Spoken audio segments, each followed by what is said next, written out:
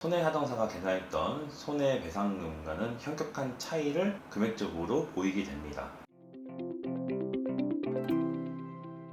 보험손해사정 구독자 여러분 반갑습니다. 손해사정사 이재우입니다. 일상생활 하다보면 무거운 물건 들다가 허리가 삐끗해서 병원 갔더니 척추에 금이 갔습니다 라거나 혹은 뒤로 넘어져서 산에서 굴러서 허리에 금이 갔다든지 혹은 교통사고나 일하다가 다쳐서 허리에 금이 갔다든지 이렇게 척추와 골절되는 압박골절 진단을 받으신 분들이 우리 주변에 생각보다 많습니다. 그런데 그분들하고 얘기를 나눠보면 병원에 입원했는데 뭔가 제대로 된 치료는 하지 않고 가만히 누워있어라, 보조기 차고 가만히 있어라, 그리고 수술과 시술도 해주지 않더라, 이렇게 얘기하시는 분들이 굉장히 많아요. 그러면서 하시는 말씀이 뭐 척추가 골절되긴 했지만 그렇게 심하지 않으니까 의사가 저렇게 하는 것 같고 그래서 나는 12만 청구해서 돈 받아 먹었다 혹은 보험회사에서 얘기한 대로 보상을 받았다 라고 하시는 분들이 의외로 많습니다. 근데 사실은 압박골절은 중상에 해당돼요. 그렇기 때문에 혼자서 사고를 당했든 제대로 된 보상을 받으셔야 하는 그런 진단이었던 거죠.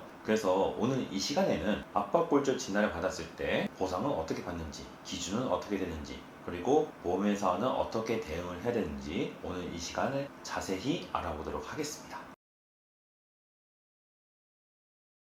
압박골절이란 척추체가 외력에 의해서 이렇게 눌리면서 발생하는 골절을 말합니다. 주로 경추, 흉추, 요추에 발생하며 옛날 약관 기준으로는 천추와 미추에 발생한 골절까지를 포함합니다. 치료법은 보존적 치료가 가장 많이 사용되고요. 골절의 정도가 좀 심하다 그러면 시술을 시행하고 골절이 심각한 경우에는 척추 유합술을 시행합니다. 압박골절을 제대로 치료하지 않으면 소위 말하는 곱추가 된다거나 혹은 골절된 부위 때문에 신경이 손상된다거나 하는 위험한 후유증이 내 몸에 남을 수 있습니다.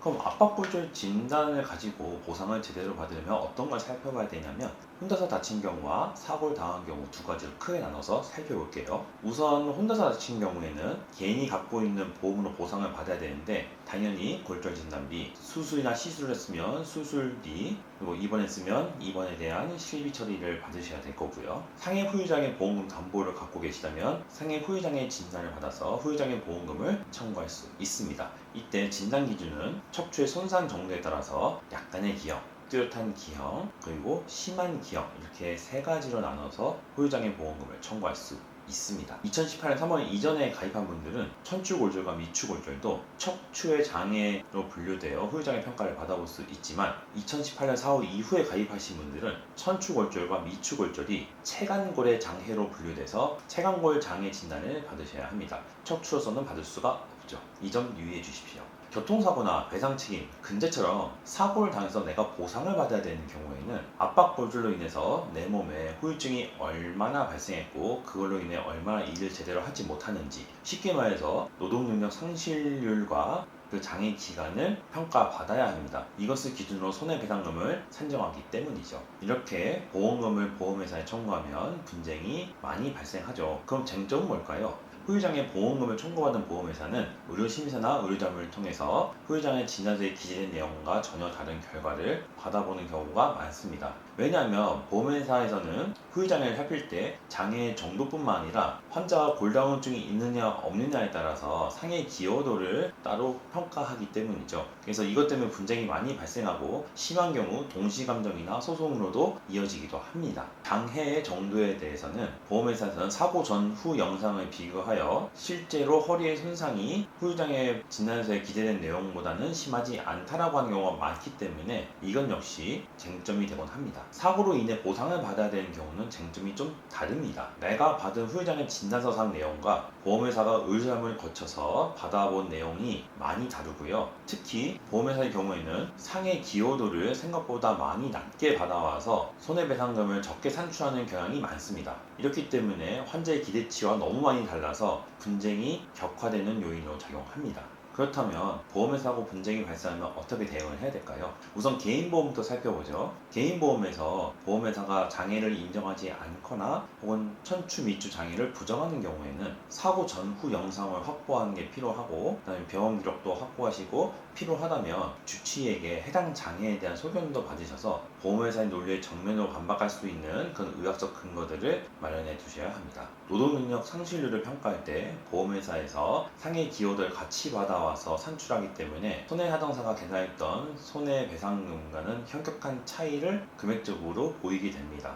왜냐하면 관여도를 적용할 경우 노동력 상실률이 낮아지기 때문이죠. 이런 경우는 애초에 주치의에게 상해 기여도를 미리 받아 놓으시거나 보험회사의 의료자문에 반박하는 주치의의 소견을 따로 받으셔서 보험회사에 제출해서 대응하시는 게 좀 더 효과적인 결과를 받아보실 수 있습니다. 자, 혼자 다쳤든 사고로 다쳤든 척추에 금이 가서 압박골절 진단을 받았는데 손상 정도가 경미하다라고 하면 이제 본인 스스로도 내가 뭐 크게 다치지 않았을 거라는 생각을 하시게 되고 보험회사에서도 보상을 제대로 해주지 않는 그런 경우가 굉장히 많습니다. 이런 경우에는 주변에 있는 전문가를 찾아가셔서 내가 어떻게 하면 정당한 보상을 제대로 받을 수 있는지 상담을 꼭 받아보셔야 되고요. 척추에 금이 가거나 압박골절 진단을 받으신 분들은 저희 보험회사 중에 무료 상담 주시면 저희가 친절하게 상담 진행해드리고 마땅히 받으셔야 할 보험금 제대로 받을 수 있도록 최선을 다하겠습니다. 저희 보험사동 유튜브는 매주 월, 수, 금 이렇게 주 3회 영상을 올리고 있습니다. 오늘 영상 보시고 유익했다는 생각 드시면 구독과 좋아요 그리고 알람 설정까지 꼭 부탁드리고요. 다음번에는 좀 더 유익한 영상으로 여러분을 찾아뵙도록 하겠습니다. 구독자 여러분 감사합니다.